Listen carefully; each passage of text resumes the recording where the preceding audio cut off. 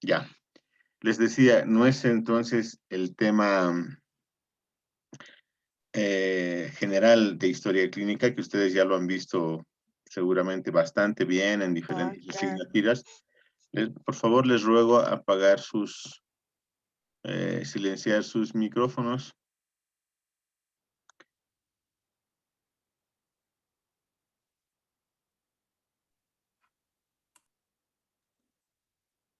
Ya. Em, sino más bien está relacionado a la historia clínica que utilizamos en la asignatura, en la clínica, valga la redundancia, de operatoria dental 2. De ahí la importancia de este tema y por eso es que este tema está de inicio en nuestros sílabos, en nuestros contenidos. Y va relacionado fundamentalmente porque los estudiantes en una, digamos, en una época normal de clases, antes de la pandemia, etcétera, empezaban directamente las prácticas desde la primera semana de clases. Entonces, los estudiantes tenían que estar ya relacionados con cómo se lleva a cabo la clínica de operatoria dental 2. Voy a mostrarles de manera rápida eh, la historia clínica general. Esta es una muestra, un prototipo de la historia clínica general de la carrera. Es decir, esta parte que les voy a mostrar es similar en todas las historias clínicas de todas las asignaturas de cuarto año.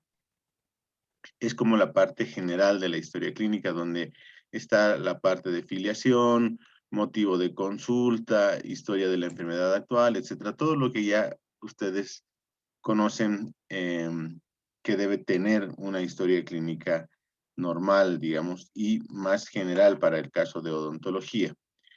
Antecedentes patológicos personales y familiares, si es que tiene alergias, hipertensión, etcétera, etcétera, que son obviamente datos muy importantes para el desarrollo de las labores clínicas en las diferentes asignaturas de odontología.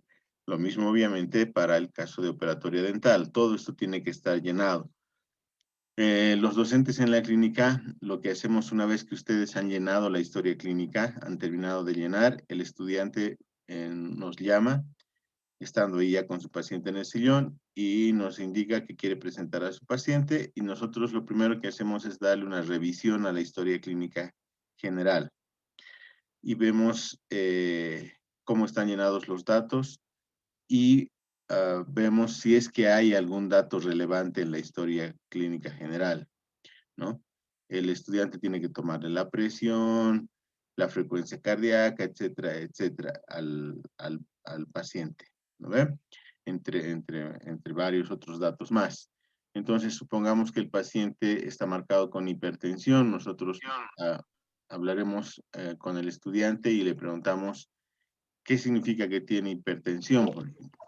¿Por qué dice que tiene hipertensión? Y el estudiante o la estudiante nos justificará por qué ha puesto que el paciente tiene hipertensión, ¿no ve? Nos dirá que le ha medido la presión, los valores, etcétera, nos dirá cuáles son los valores normales, por qué considera que hay hipertensión, o el paciente de repente ha mencionado que tiene hipertensión. Nosotros le preguntaremos qué ha averiguado el estudiante eh, con el paciente respecto a este problema de salud que tenga el paciente. Generalmente los pacientes, en el caso de hipertensos, en la mayor parte de los casos ya saben que tienen este problema y avisan, ¿no? Generalmente de inicio en la consulta ya avisan y dicen, por si acaso soy hipertenso o tengo hipertensión, entonces el estudiante tendrá que hablarnos sobre hipertensión, tendrá que decirnos qué cuidados debemos tener con pacientes hipertensos en la clínica, etcétera, etcétera. Es decir, comenzamos una conversación, si vale el término, al lado del paciente con todos los resultados que estuviesen enmarcados en la historia clínica. Fíjense, es una historia, hay digamos, una variedad un poquito larga en cuanto a posibles enfermedades en la parte de antecedentes patológicos personales o familiares. Entonces, eh, casi siempre hay algo de qué hablar aquí. Ahora, por si acaso les doy como dato, muchas veces porque el estudiante está apurado o de repente porque tiene temor a que se le pueda preguntar, suele colocar aquí en todas las casillas que no tiene, no tiene, no tiene, no tiene, no tiene, no tiene. Y eso se nota porque generalmente esos estudiantes, todos sus pacientes están 100% sanos, ¿no? Es decir, nunca tienen nada.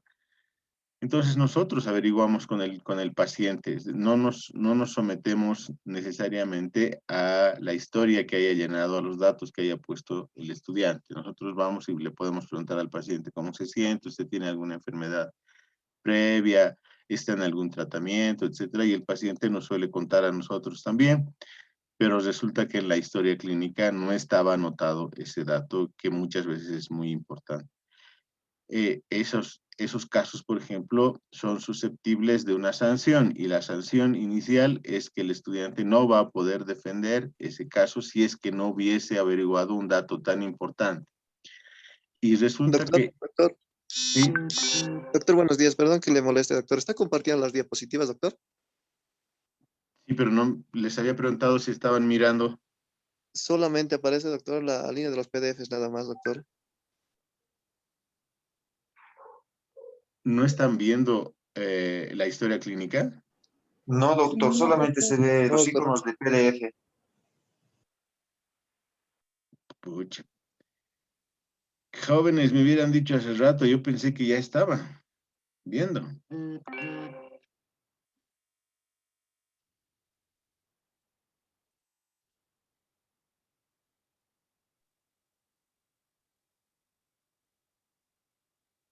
A ver, voy a dejar de compartir un ratito y me vuelven a avisar ustedes, ¿ya? Está bien, Está bien, doctor. doctor. ¿Ahora se sigue viendo o ya no? Solo su foto de perfil, doctor, se ve. Ya.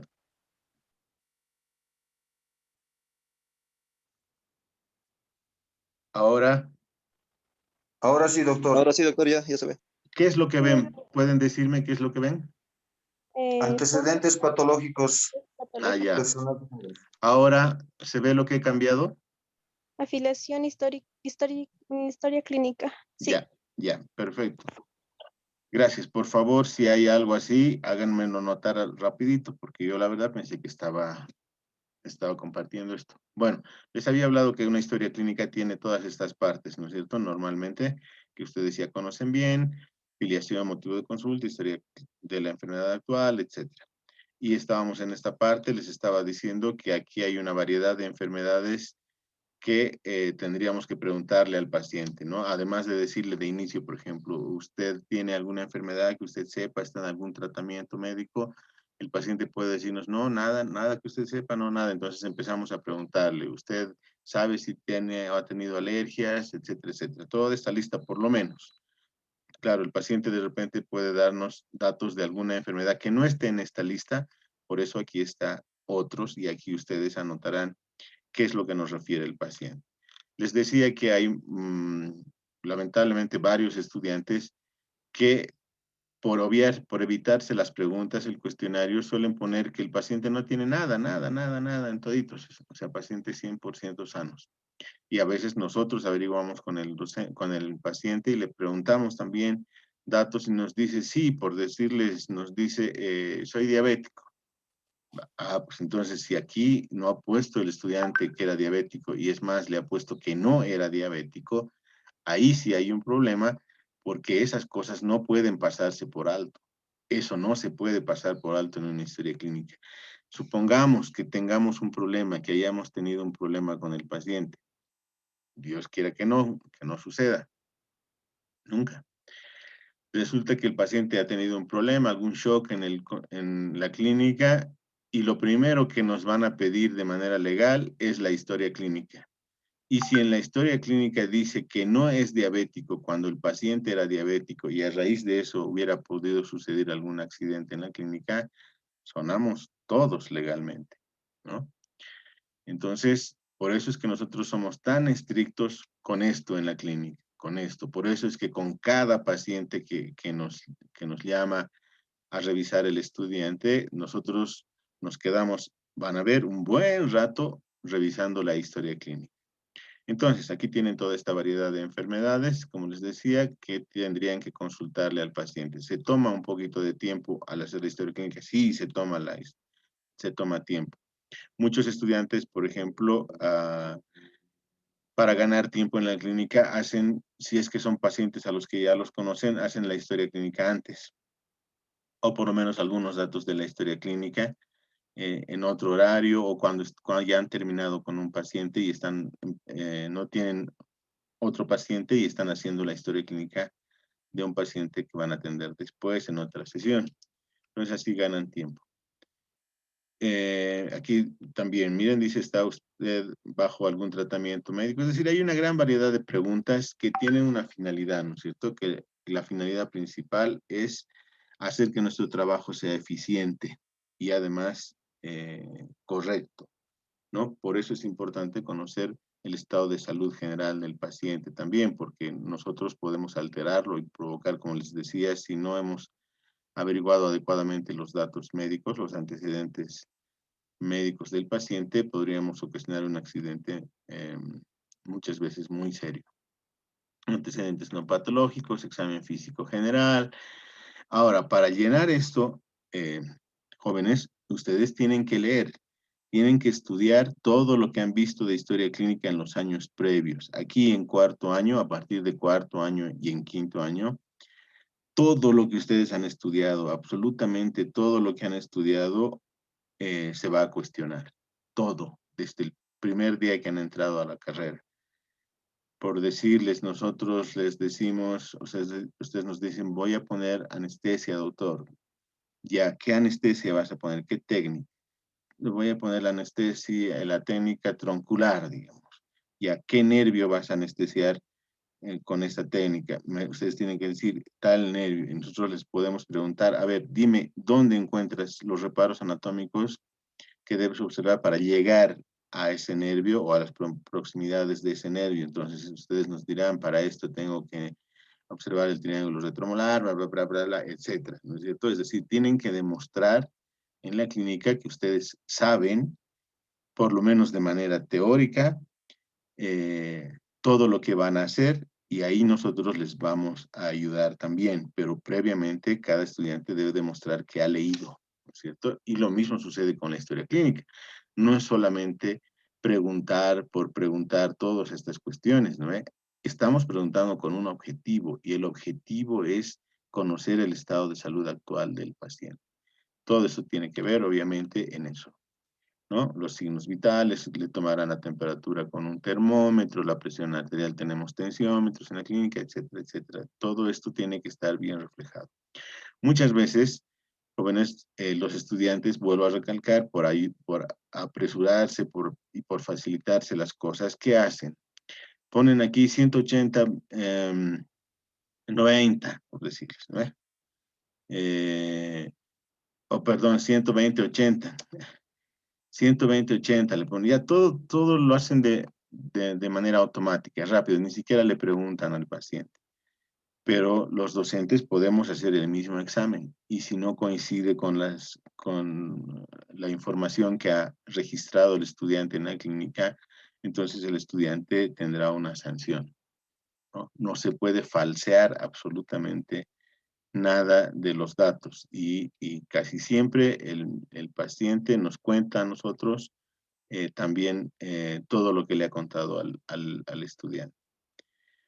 Examen físico de cabeza y cuello, cráneo, perfil, aquí tenemos las opciones, ojos. Por si acaso, cuando ponen ojos, a ver, ¿alguien me podría decir qué se pone donde dice ojos? ¿Cuáles son las opciones que se podría poner donde dice ojos? Cualquiera de ustedes, lo más rapidito posible. No los estoy viendo, así que esto no tiene nota, al contrario, aunque se equivoquen, la participación siempre suma puntos. Aquí no es quien acierta.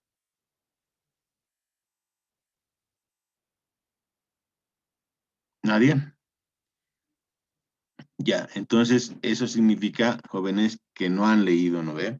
Y obviamente no es que tenían que haber leído para esto, porque ustedes de repente no sabían qué tema es el que se iba a dar hoy día. Está bien, aquí no hay ningún cuestionamiento, nada sobre esto.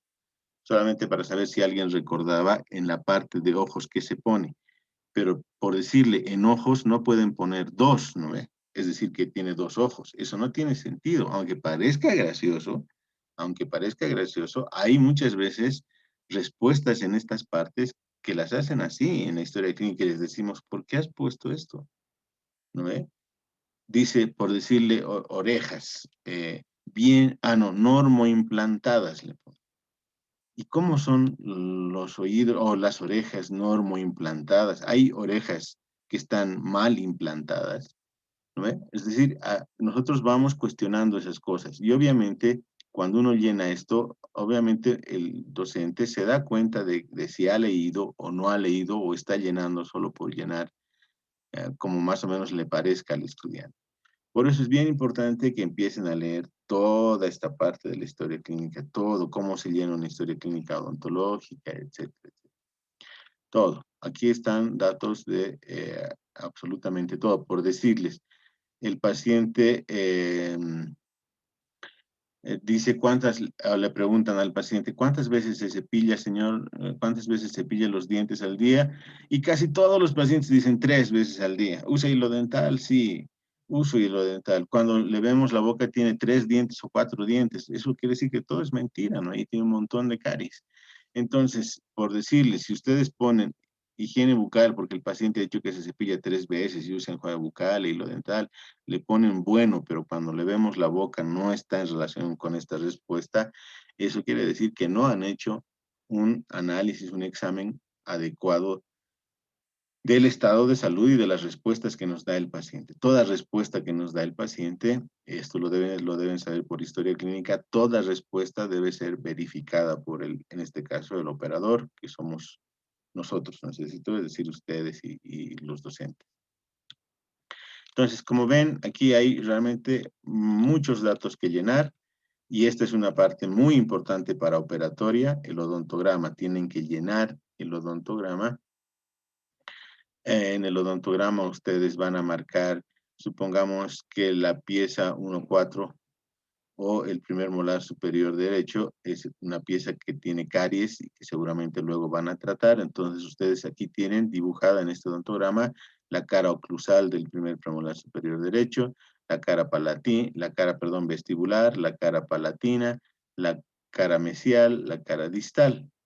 Si tiene una lesión cariosa o de repente una restauración ya previa, ustedes tienen que dibujar esa restauración simulando la extensión de la restauración. ¿Ves? Si abarca solamente en cara oclusal, entonces pintarán solamente en cara oclusal. Si abarca más de una cara, entonces esas caras tendrán que estar pintadas con los colores adecuados que ya en la historia clínica están también como referencia, es decir, cada uno ya sabe cómo debe, con qué colores debe pintar determinados aspectos de un diente, ya sea restauraciones metálicas, por ejemplo, podrá ser con un color azul, color rojo, color negro, etcétera, etcétera, ¿sí? Y esto es bien importante para operatoria porque esto es como una especie de foto del estado de salud de los dientes del paciente en el momento en el que ha llegado a la clínica, ¿sí? Entonces, así sea que vayan a hacer solo un diente, supongamos que van a trabajar solo este diente, el paciente tiene dolor o molestias en este diente, y dice solamente hágame ahora, este odontograma tiene que estar llenado con todos los dientes, con el estado de salud de todos los dientes. No solamente puede estar con este, ¿sí? Porque vuelvo a recalcarles, este es como una especie de foto de la boca de los dientes del paciente en realidad, ¿no? Y en el caso de pacientes donde van a ustedes a hacer más de un trabajo, más de un tratamiento, con anticipación nosotros, ustedes ya sabrán, digamos, dicen, mi paciente va a ir mañana a la clínica, yo tengo que trabajar, a ver, veré cómo están, dónde tiene más caries. Entonces, de repente tiene, aparte de esta, desde el primer premolar superior derecho, tiene también caries en la pieza 1-6, es decir, en el primer molar superior derecho. Entonces dirán, "Ah, no, pues entonces no le voy a hacer solo esta, voy a hacer las dos de una vez, voy a poner una sola anestesia y voy a aislar los dos dientes y voy a hacer de una vez en una sola sesión estas dos". Entonces, esta historia clínica nos permite planificar nuestro trabajo también. Sí, arcada superior, arcada inferior, lo que usted decía. Y obviamente el paciente tiene que firmar también al final de la historia clínica. Luego tienen una hoja de esterilización, que es el comprobante de que ustedes han dejado su material, su instrumental en la clínica para que se los esterilicen, ¿no? Y nosotros también revisamos esto porque tenemos que verificar que todo el instrumental que están utilizando ha sido previamente ese día esterilizado o día anterior ha sido esterilizado y por eso aquí están las fechas. Voy a salir de esto y me van a decir si ven lo otro, por favor.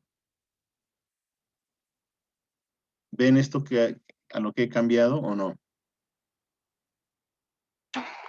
Sí, doctor. Capítulo 4, operatoria dental. Ya, ajá, exacto, gracias. Ahora miren, esta es el inicio, esta es la parte inicial de la parte específica de la historia clínica para operatoria dental. Aquí tienen que volver a llenar. Lamentablemente hay digamos, mucho que repetir a veces en la historia clínica, pero bueno, así está y así tenemos que hacerlo. Tienen que volver a colocar la fecha, el nombre del operador, es decir, del estudiante, el nombre del paciente pueden poner aquí. El código en realidad está básicamente aquí, el código del paciente en esta parte.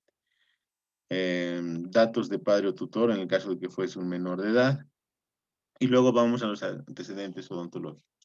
Cuando ustedes han puesto motivo de consulta en la parte inicial de esta historia clínica, en lo que hemos visto al inicio, ahí ustedes ponen la pieza, digamos, o el diente 1.4 tiene una lesión cariosa, por decirles clase 1 de Black o Montijumo 1.3, por decirles, ¿verdad? Entonces aquí tendrán que dar datos sobre eso, sobre ese problema. Aquí tendrán que poner, por ejemplo, si ese diente, si en ese diente el paciente manifiesta que hay dolor, ustedes tendrán que preguntarle al paciente, ¿no es cierto? Por favor, hábleme sobre ese dolor. ¿Cómo siente el dolor? ¿Cuál es la intensidad con la que le duele? Y aquí podrán poner es leve, es moderado, es intenso, ¿no es cierto? O puede de repente que no haya ningún dolor. Si le decimos al paciente, si el paciente nos dice, este diente de aquí siento que tengo un hueco, digamos, ¿no? Un hueco, porque generalmente así habla. Bueno, entonces nosotros le preguntamos, ¿tiene dolor? ¿Siente dolor? Y el paciente podrá decir, no, no, no me duele nada. Eso quiere decir que aquí marcaremos ninguno. Pero si el paciente nos dice, sí, a veces me duele un poco. No es todo el tiempo, no. ¿Cuándo le duele? Generalmente cuando come o de repente cuando toma algo frío, caliente, es decir, nosotros le damos opciones y ahí vamos investigando todos estos datos, ¿no es cierto?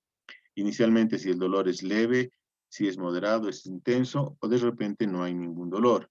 Si nos dice que sí hay dolor, entonces tendremos que averiguar el tipo del dolor, si el dolor es sordo, si el dolor es agudo, si el dolor es pulsátil, y esto ustedes es algo que tienen que leer.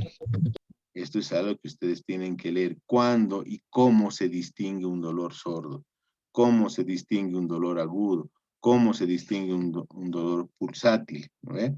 Yo estoy seguro que ustedes están recordando en sus mentes estas cosas. Muchas veces tienen o tenemos temor de mencionarlos a de repente creer que nos vamos a equivocar, pero yo estoy seguro que los reconocen, ¿no? Por ejemplo, un dolor sordo, ¿cómo será un dolor sordo? Es un dolor constante, pero que no limita al paciente en sus actividades, ¿no? Es decir, el paciente puede estar trabajando, haciendo lo que tiene que hacer, pero hay algo ahí que le está molestando constantemente. Ese es un dolor sordo, a diferencia de estos otros. Solo es como un ejemplo, ¿no? Luego le preguntamos, ¿cuándo inicia el problema? El dolor en este caso. ¿Cuándo siente que el dolor comienza? ¿No ve? Cuando está comiendo o tomando algo frío, de repente algo caliente, o quizás alimentos hipertónicos como algo salado o algo dulce. Entonces, todo esto tenemos que nosotros evaluar y marcar en las diferentes casillas, porque esto no es solamente, vuelvo a recalcar, para llenar casillas y tomar un tiempo. Todo esto que vamos a marcar aquí tiene una finalidad. Toda esta información que estamos obteniendo del paciente, todo este interrogatorio que le hacemos al paciente tiene una finalidad, hacer que nuestro tratamiento, nuestro diagnóstico primero sea el correcto y por ende nuestro tratamiento también sea el adecuado. ¿No ve? Esa es la finalidad de todo esto, no solamente preguntamos por preguntar.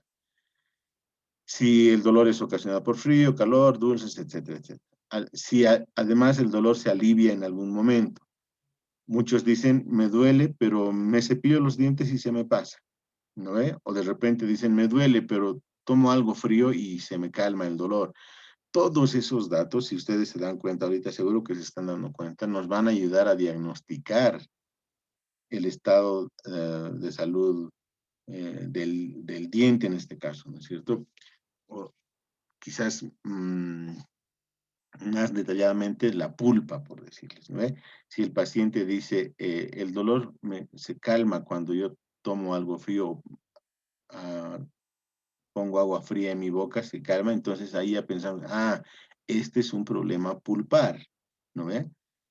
Porque si el dolor cesa, se atenúa o calma con el agua fría, entonces ese es un dato claro de que es un problema pulpar.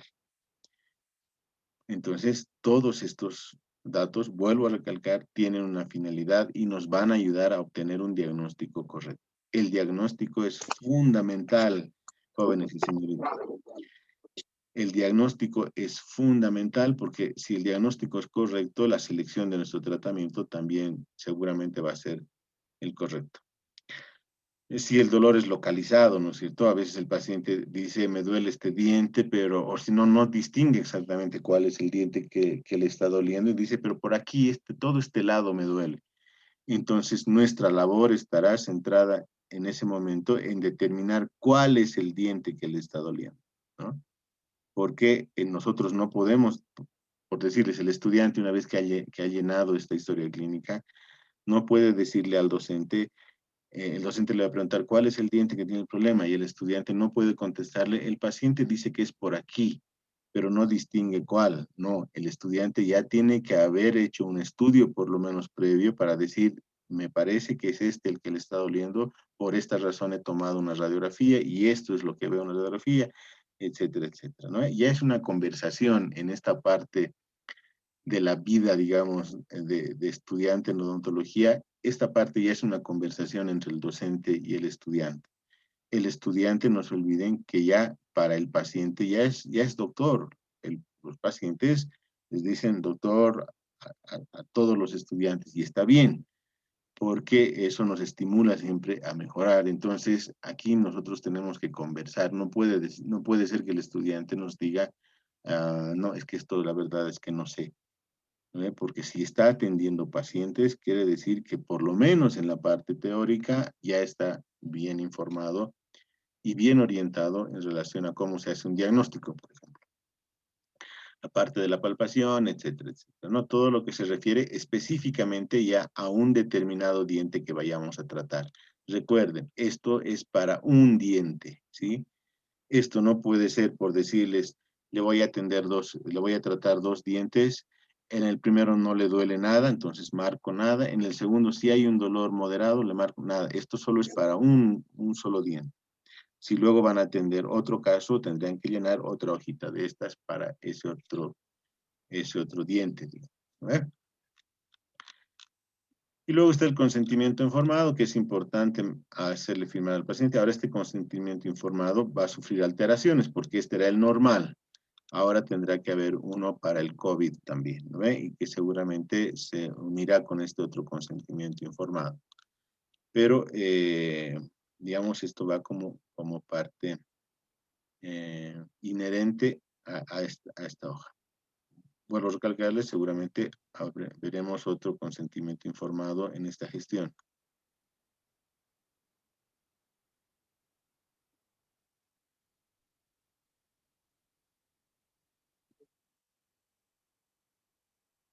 ¿Qué están viendo ahorita, jóvenes? Disculpen. Caries dental. Ya. de bolsillo. Sí, entonces, no es. Ahora,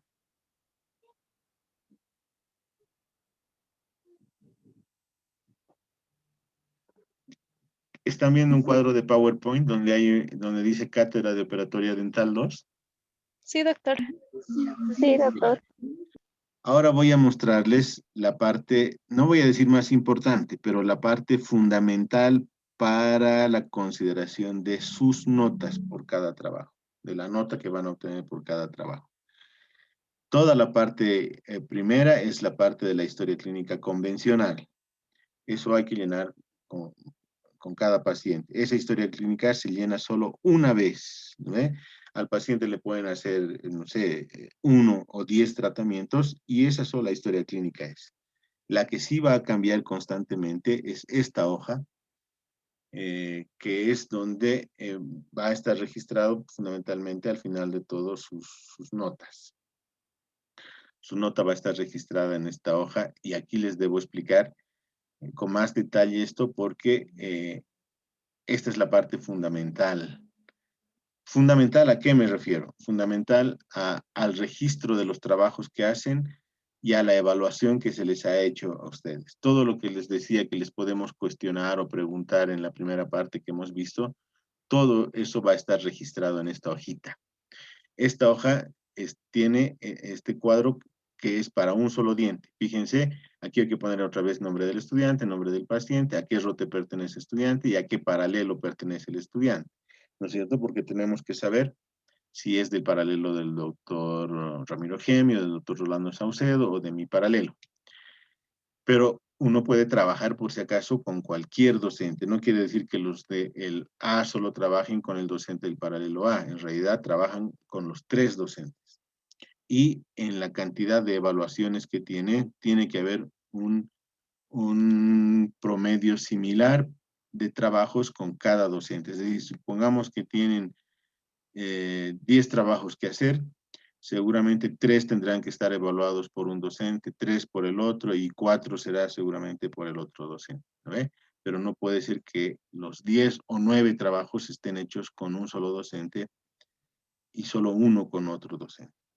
Todos tienen que estar, todos rotamos por eso. El estudiante generalmente no sabe con qué docente le va a tocar trabajar hoy día, pero eso sí, también es importante que les diga esto. Supongamos que hoy día han comenzado a hacer un trabajo, pero no les ha dado el tiempo de terminar el trabajo, se han quedado a medias en la preparación cavitaria, digamos.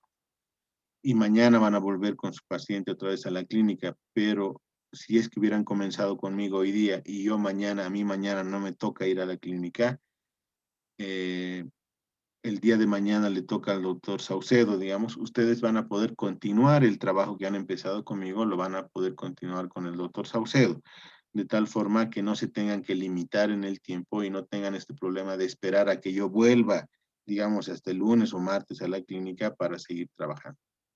Sí, entonces por eso es que pueden trabajar con cualquier docente. Claro, el docente con el que han trabajado hoy día, supongamos que he sido yo, previamente pondrá un informe en estos cuadros de tal forma que el siguiente docente que les vea sepa en qué es lo que hemos hecho hoy día y en qué parte nos hemos quedado. Entonces, ¿en qué consiste esto? Esta parte es para un solo diente, esto es para otro diente, por si acaso, en el mismo paciente, ¿no es cierto? Porque aquí está anotado el nombre del paciente. Si le van a hacer al paciente más de un trabajo, entonces aquí en esta hoja tienen para 2 trabajos. Y si le van a hacer más, adjuntan más hojas, etc. Si solamente le han hecho al paciente un solo diente y nada más, esto se tendrá que quedar en blanco y el docente le pondrá unas rayas aquí, unas líneas, para decir que solamente se le ha hecho ese trabajo al paciente. Si tienen alguna duda, me van a consultar por si acaso. Entonces, ¿cómo hacemos esto? El estudiante pone fecha de inicio aquí. Digamos que estamos comenzando el trabajo hoy día. ¿Qué fecha es hoy día, jóvenes? ¿26? Oh, Sí, ya, doctor. entonces aquí le pondrán, buen día, le pondrán 26 de febrero del 2020. ¿Ve? Solamente esto, inicialmente, solo esto. pondrán el número de diente que van a hacer. Le voy a tratar la pieza 1-4, que quiere decir, disculpen que esté escribiendo así, pero la verdad es que mi mouse está un poquito, o no lo puedo controlar bien ahorita. Entonces ese es el primer premolar superior derecho, ¿no ve? Ahora, diagnóstico de corona. ¿Qué es diagnóstico de corona? Ustedes tienen que llenar hasta esta parte, toda esta parte tienen que llenar para llamarle luego al docente. O sea, han llenado toda la historia clínica que les he mostrado anteriormente, todas esas hojas previas, más esta hojita. Han terminado de llenar esta hoja y ahí nos llaman. Y nos dicen, doctor, quiero presentar a mi paciente, esta es la historia clínica, los antecedentes de mi paciente son estos, se llama tantos, viene a la clínica por este motivo de consulta, y nos empiezan a explicar la historia clínica, y si todo va bien, llegamos a esta parte donde ya vamos a ir específicamente a hablar sobre el diente que quieren tratar. Eso no quiere decir que mientras están en el proceso de llenado de la historia clínica, ustedes no pueden preguntarnos nada, ¿no? Si tienen alguna duda en la historia clínica, en cualquiera de los aspectos, sí nos pueden preguntar, ¿no? Es decir, doctor, aquí tengo una duda, el paciente me indica esto, pero la verdad es que no estoy seguro si es así. Es decir, vuelvo a recalcarles, es un conversatorio, ¿no? Entre nosotros. Nosotros tenemos que empezar a adiestrarnos en llenar las historias clínicas, porque esto es algo que vamos a hacer toda nuestra vida como profesionales odontólogos, toda nuestra vida. Así que es muy importante que tengamos que aprender a llenar adecuadamente. Entonces, vamos al diagnóstico de corona. En el diagnóstico de corona, ustedes tienen que hacer un diagnóstico generalmente cariológico, porque la mayor parte de los casos que van a la clínica de operatoria son problemas ocasionados o relacionados con caries dental. Entonces, ustedes tendrán que hacer de repente un diagnóstico cariológico. Por ejemplo, la pieza 1-4, digamos que tiene una caries clase 1 de Black. Entonces, aquí podrán poner clase 1 de Black. ¿No ven? Aquí pondrán Black. ¿Qué es clase 1 de Black? Bueno, no les voy a preguntar ahorita porque no nos queda mucho tiempo, pero la clase 1 de Black dice caries en caras oclusales de piezas posteriores, ¿no ve? ¿Alguien me puede contestar así rapidito? ¿Estoy bien o estoy mal? Sí, doctor. Ya. Y además dice en el cíngulo de las piezas anteriores, ¿no? Entonces, el docente podrá ir a ver y dirá, sí, realmente es una clase 1 de Black. Ahora, el docente le preguntará al estudiante, dime, ¿cómo clasificarías esta misma lesión en Mount y Hum? Entonces, el estudiante nos dirá, en Mount y Hum, el diagnóstico o la clasificación es lesión cariosa 1.2. Ahí le preguntaremos nosotros, ¿qué significa ese 1? ¿Qué significa ese primer 1? Y el estudiante nos dirá, 1 es la zona. ¿Y qué zona es 1? La zona oclusal.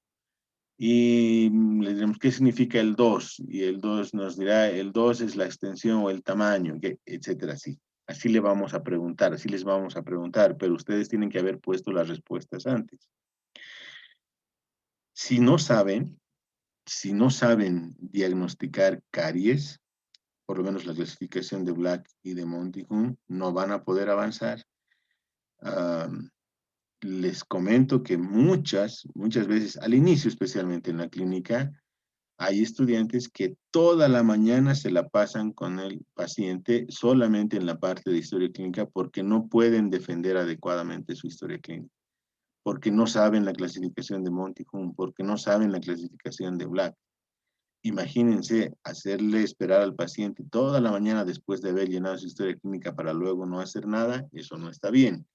Y toda esta parte sí se evalúa. toda esta parte es evaluada. Si el estudiante no responde a las preguntas que hace el docente, su nota irá bajando, bajando, bajando, bajando. Entonces, en la parte del diagnóstico de corona, vuelvo a recalcarles, lo más común suele ser hacer diagnóstico cariológico, pero puede ser también de repente que el paciente vaya a la consulta porque se le haya fracturado un diente, ha tenido una caída, un golpe, que se ha fracturado un incisivo. Entonces, ahí ya no hay caries, ahí ya no hay lesión cariosa, pero sí tiene una cavidad, ¿no ve? O una cavidad, una parte de la estructura del diente que ha perdido. Y esa parte de la estructura del diente que ha perdido siempre se la puede relacionar con Black o con Monty-Hunt también. Solamente que ya no diremos que es una lesión cariosa. Diremos entonces aquí fractura, digamos, ¿no es cierto? Esto ya no valdrá. Y aquí pondremos fractura de la pieza Monty-Hunt tantos o clase de Black tantos.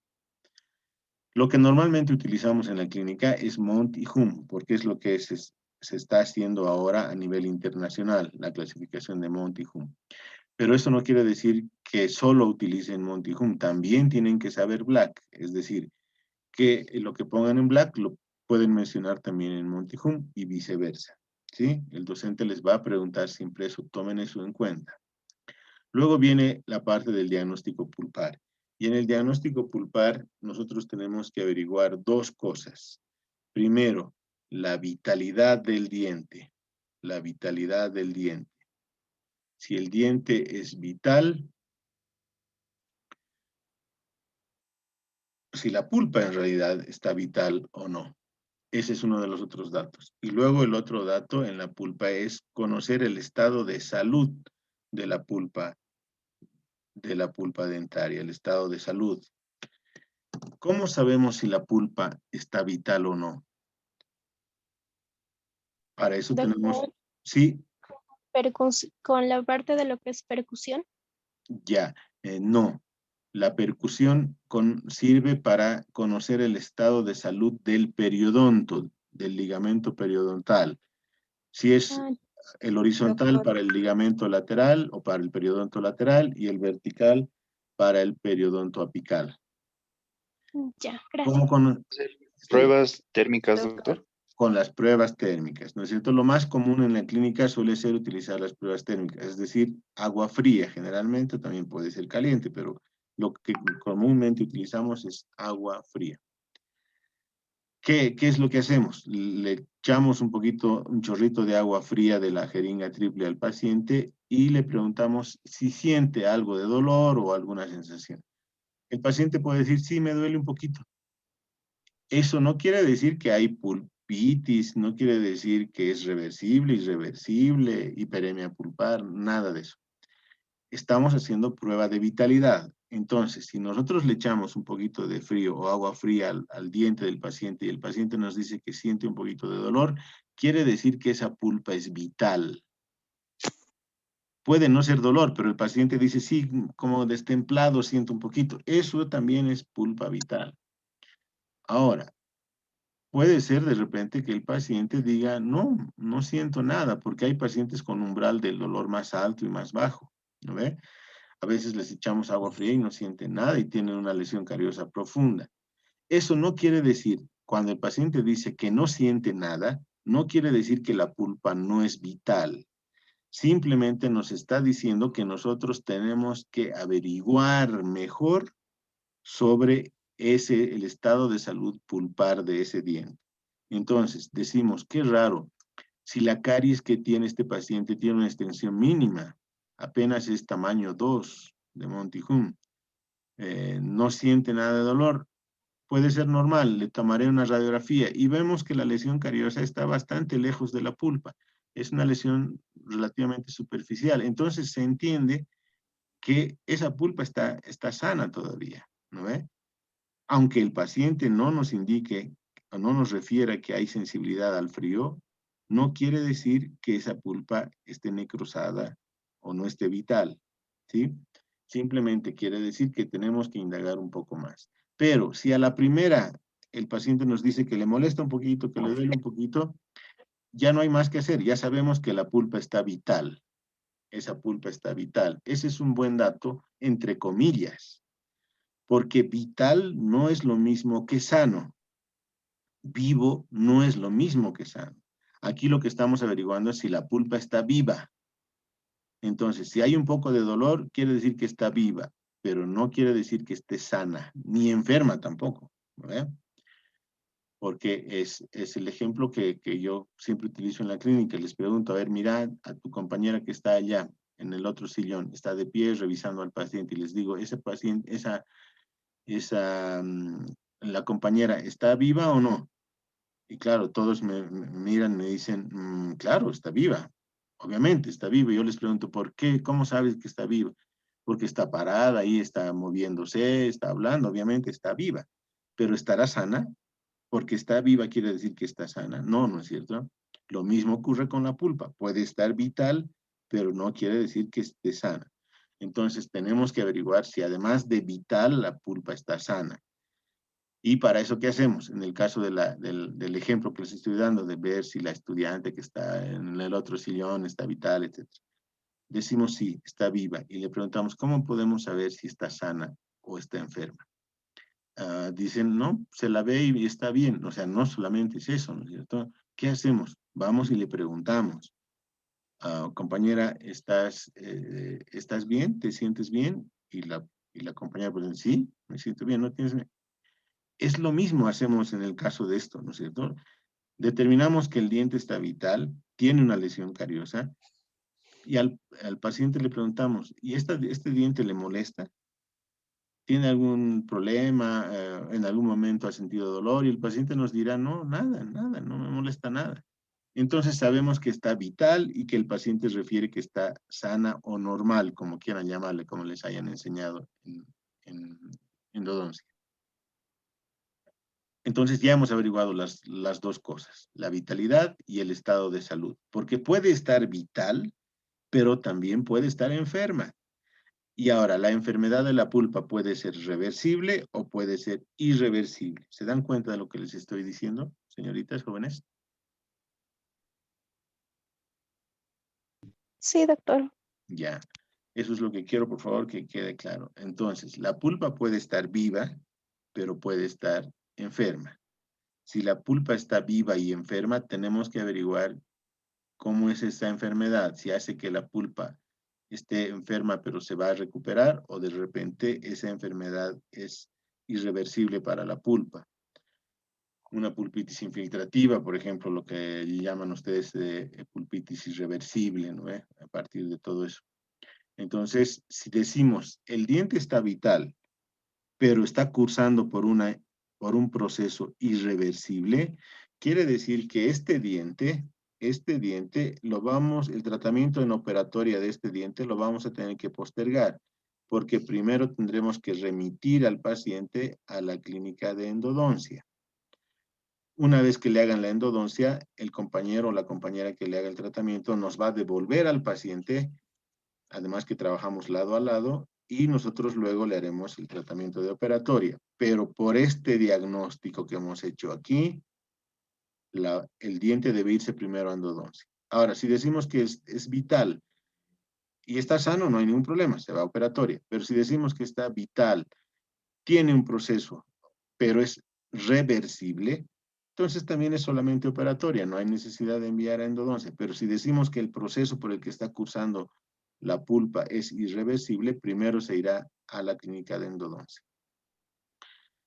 Luego hay que hacer el diagnóstico periapical y aquí va lo que nos mencionaba la compañera, ¿no es cierto?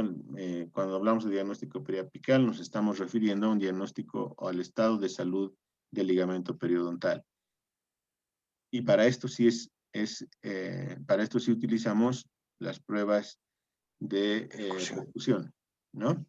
Tenemos dos posibilidades, percusión vertical y percusión horizontal. Si a la percusión vertical siente dolor el paciente, entonces diremos que a la percusión vertical la respuesta es positiva. Eso quiere decir que a la percusión vertical hay dolor. Si a la percusión horizontal no hay dolor, pondremos a la percusión horizontal la respuesta es negativa. Entonces tendrán que estar aquí esos datos, aquí, vertical y aquí horizontal, ¿no?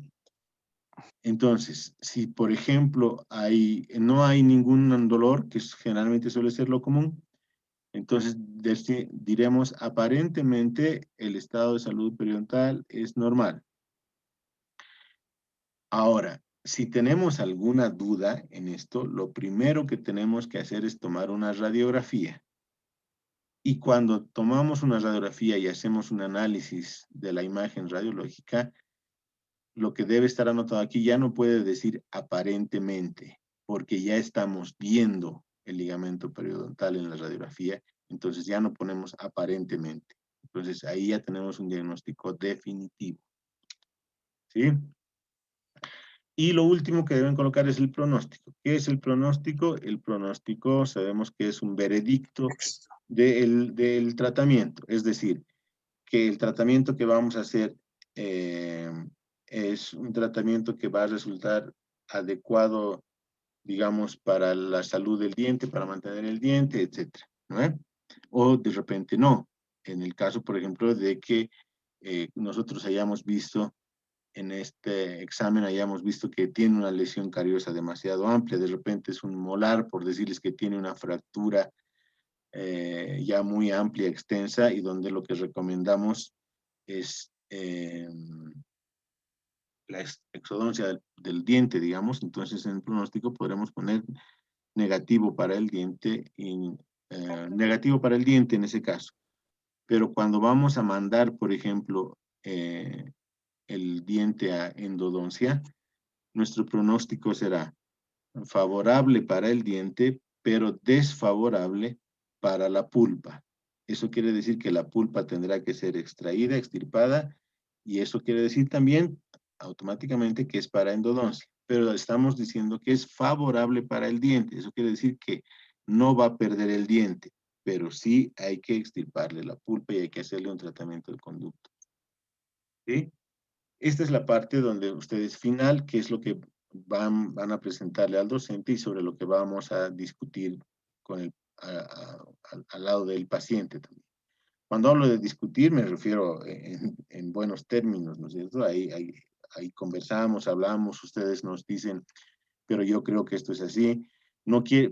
Por favor, señoritas y jóvenes, no tomen la palabra del docente como algo absoluto. Es decir, si el docente les dice, esto es así, pero ustedes de repente por lo que han leído y por lo que saben piensan que no es así, ustedes tienen que decir, yo, doctor o doctora, no sé, la verdad no estoy de acuerdo, pienso que es así, esto he leído, esto sé. De eso se trata esto, ¿no ve? De eso se trata. Tenemos que hacer un diagnóstico lo más efectivo posible.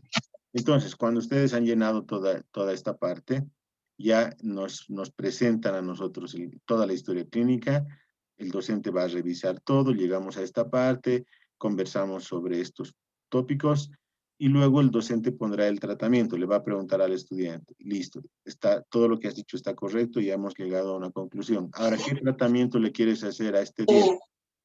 Recuerden que hemos dicho que es una lesión Monty-Hum 1.2 o clase 1 de Black. Entonces, el tratamiento será de repente una resina simple. ¿Qué quiere decir simple? Que es una restauración que solamente abarca una cara. Si es una lesión cariosa más extensa que abarca más de una cara, nosotros ponemos solamente compuesta. No utilizamos el término de complejo, por si acaso. ¿Por qué? Porque el presupuesto que hay en la clínica, los presupuestos, o sea, los montos que debe pagar el paciente para un tratamiento, solamente contemplan resinas simples y resinas compuestas. Es decir, si es una lesión compleja, también ustedes ponen solamente resina compuesta y en la clínica se les dará la cantidad de material necesario para esa extensión de restauración. Pero esto lo llena el docente, por si acaso. Esta parte donde está el plan de tratamiento lo llena el docente porque aquí les va a firmar y dirá que qué docente ha autorizado que ustedes empiecen a trabajar con ese paciente. Y además va a poner aquí su sello. No se olviden, el docente tiene que poner su firma y su sello aquí. De tal forma que si ustedes no han hecho más que la historia clínica hoy día y mañana van a trabajar con otro docente, el docente de mañana sepa con quién han empezado, ¿no es cierto? Con quién han empezado, porque aquí va a estar su firma y su sello. Si no han hecho eso, si no han hecho que el docente firme y selle hasta el lugar donde han llegado, el docente con el que trabajen, con el que estén mañana, no les va a aceptar que sigan avanzando, porque les va a decir, ¿cómo sé que has avanzado con él? ¿Por qué no has hecho sellar? Ah, es que me he olvidado, o cuando yo estaba haciendo el docente ya se había ido. Esas cosas no pueden ocurrir, jóvenes. Si ustedes ven que no van a terminar, se hacen firmar y sellar con el docente antes de que salgan todos de la clínica. Esa es la garantía de que ustedes van a poder seguir trabajando con uno o con el otro docente sin perder el tiempo. Y fíjense aquí en estas casillas de la derecha, toda esta parte es para que el docente lo llene. Todo esto es para que el docente lo llene y le ponga sus notas. En la nota va a haber una pequeña variación por si acaso, así que no tomen en cuenta esto porque se ha modificado algo en la evaluación, en la distribución solamente, porque ahora hay la parte de investigación y eso va a afectar un poquito a las notas, pero en realidad las notas van a subir aquí, no van a disminuir. Entonces, fíjense que todo tiene nota. Dice presentación del caso, en esta primera parte, dice presentación del caso y diagnóstico, autorización de inicio. Aquí el docente les va a evaluar cómo han respondido a las preguntas, cómo han explicado su historia clínica, ¿no es cierto?, la manera que han tenido de hacer la evaluación del diente, etcétera. Todo el procedimiento para llegar al diagnóstico. Y aquí el docente les va a poner una nota que tiene que estar anotada. Supongamos que sobre 5 lo han hecho bastante bien, pero han tenido solamente alguna dificultad en algo, entonces les pondrá, digamos, 4. Aquí ya el docente les ha puesto su firma, su sello y además su nota. Luego está la preparación del campo operatorio, eso quiere decir el aislamiento absoluto. Con el que trabajen, el docente también dirá, sí, ha hecho aislamiento absoluto, y aquí está mi firma, aquí está mi sello, y la nota que tenía es 5, porque lo ha hecho muy bien. Luego, el proceso de la restauración. En la restauración, el docente dirá, sí, conmigo ha hecho la restauración estaba bien, pero en la anatomía no la ha hecho muy bien porque no conocía la anatomía de ese diente, no sabía cómo había que distribuir las cúspides, surcos, fosas, etcétera. Entonces, lamentablemente eso le ha bajado a 3. Luego, el ajuste oclusal. ¿Ha hecho ajuste oclusal? Sí, ha hecho ajuste oclusal conmigo. Pero no tenía papel de articular y se estaba prestando el papel de articular. Entonces, eso será de repente 2. No estoy diciendo que esas son las notas. Cada docente sabe cuánto va a poner de nota, ¿no es cierto?, dependiendo de cómo se haya realizado todo. Y por último, el acabado y el pulido, ¿no? Entonces, de repente con otro docente dirá, conmigo ha terminado, ha hecho el acabado y el pulido correctamente, muy bien, tenía todo el instrumental, el material, y ese es su nota. Entonces, ustedes sabrán de antemano cuánto tienen en cada trabajo, porque ahí está registrado, ¿no? Y vuelvo a recalcarles, esta hoja les sirve para 2 trabajos en un paciente. Si tienen más de 2 trabajos en un paciente, pueden utilizar otra hoja, ¿no? Y si solamente es uno, pues la hoja de abajo, el docente le va a poner a las... Le pondrá una raya todo indicando que esta parte no se ha utilizado. A ver, jóvenes, estamos cerca a la hora ya. Si bien no se va a cortar porque no es un Zoom que se corte a los 40 minutos, 1 hora. Si tienen algunas consultas, díganme.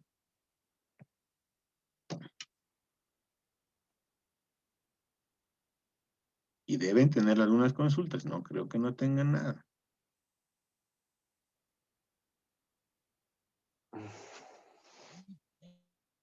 ¿Está todo tan claro, así, una maravilla?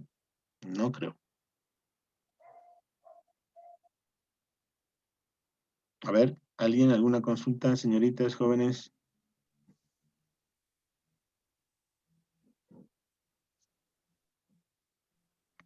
Daniel. Doctor, buenos días. Buen día, Daniel. Una consulta. En el plan de tratamiento nos dijo que si el estado de salud de la pulpa es desfavorable, entonces hay que mandar al tratamiento, digo, al área de endodoncia, ¿no es cierto? Sí, Pero, y si, digamos, hay una eh, fractura, por decirle, en la corona, pero el diente ya tiene un tratamiento de conducto, ¿cómo, ya, cómo lo desarrollaríamos el plan de tratamiento, doctor? ya. El diente ya tiene un tratamiento de conductos y ha habido una fractura en la corona. Lo primero que hay que hacer, obviamente, es tomar una radiografía. Esta es una pregunta interesante porque esto es algo que siempre sucede en la clínica. Resulta que el paciente tiene una fractura o algún problema nosotros le decimos al paciente que es raro que no haya dolor, por decirle, ¿no ve? Es raro que no haya dolor extenso. No le han hecho tratamiento de conductos y el paciente dice, no, no me han hecho, no me han hecho.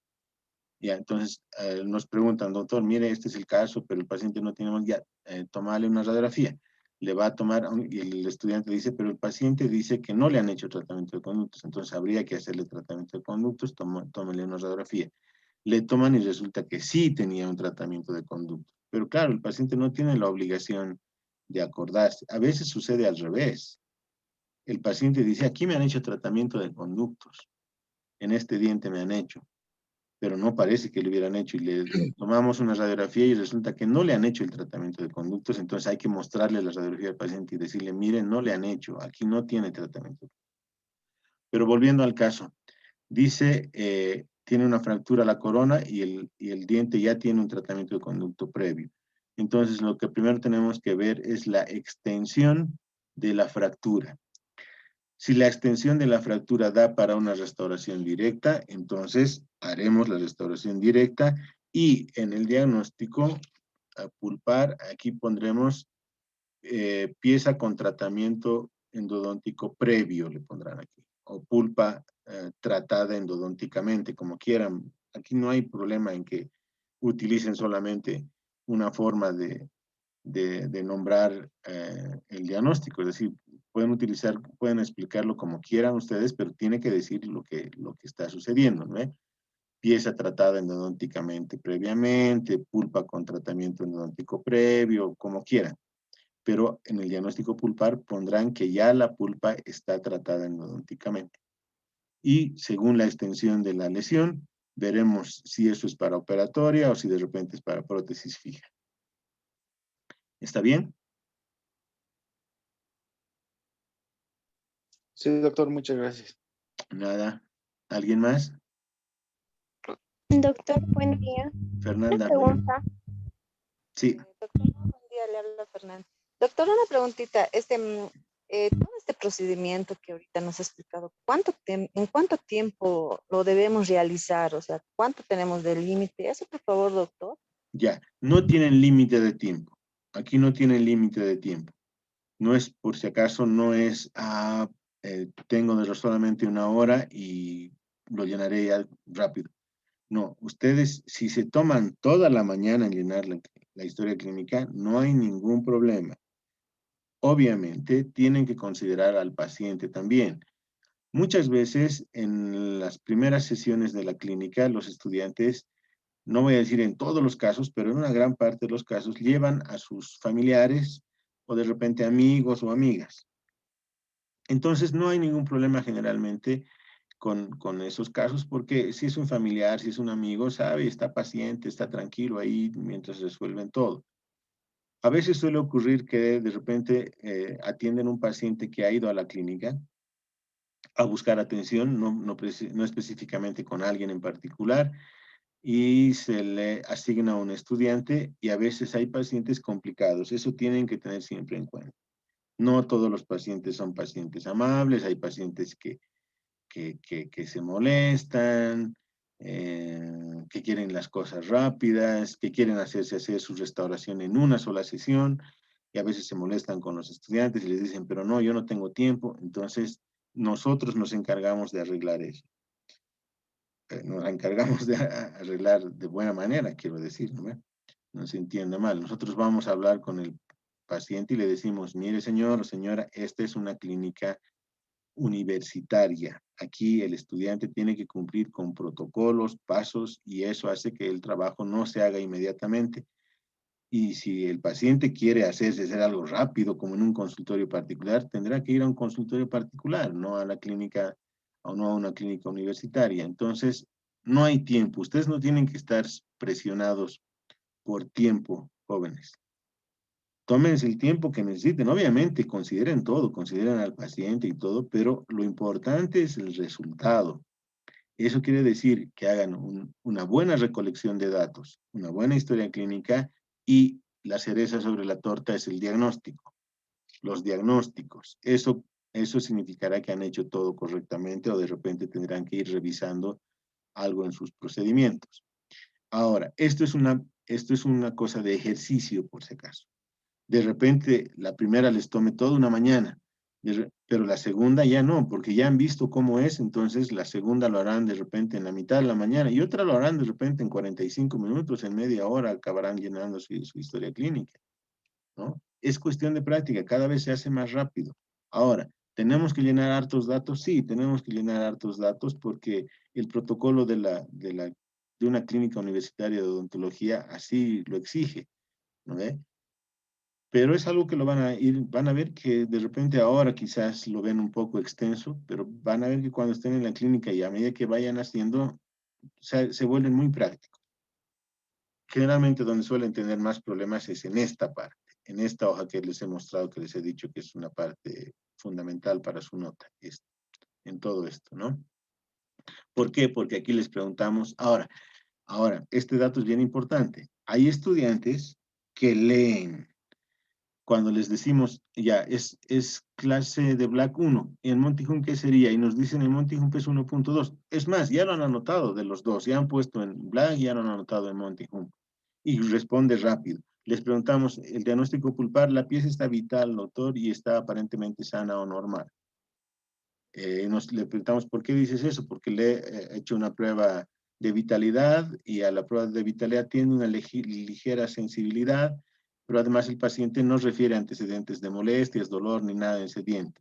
Ah, pues la respuesta está muy bien. Entonces, ¿qué más le podemos preguntar? Si todo lo que explica está bien explicado, entonces no hay más nada, es decir, no hay trabas ni nada. Bueno, puedes proseguir y va haciendo eso. Y de esos ejemplos hay bastantes, afortunadamente, en la clínica.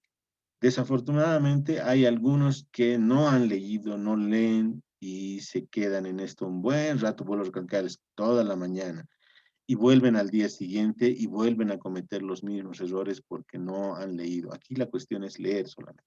Si hoy día me he equivocado de repente en diagnóstico de caries, pues entonces para mañana no me voy a equivocar, porque esta tarde voy a ir a leer, esta noche voy a leer y no me voy a volver a equivocar. Pero si dejamos, me tropiezo con esta piedra y mañana me tropiezo con la misma piedra, ahí ya algo no está bien, ¿no ve? Pero no hay tiempo, por si acaso. No hay un tiempo. Obviamente el tiempo se lo ponen ustedes, porque ustedes mismos se van a ver necesitados de hacer las cosas cada vez más rápido. ¿Está bien? Ya, doctor, gracias. Nada. Muchas gracias. ¿Alguna consulta más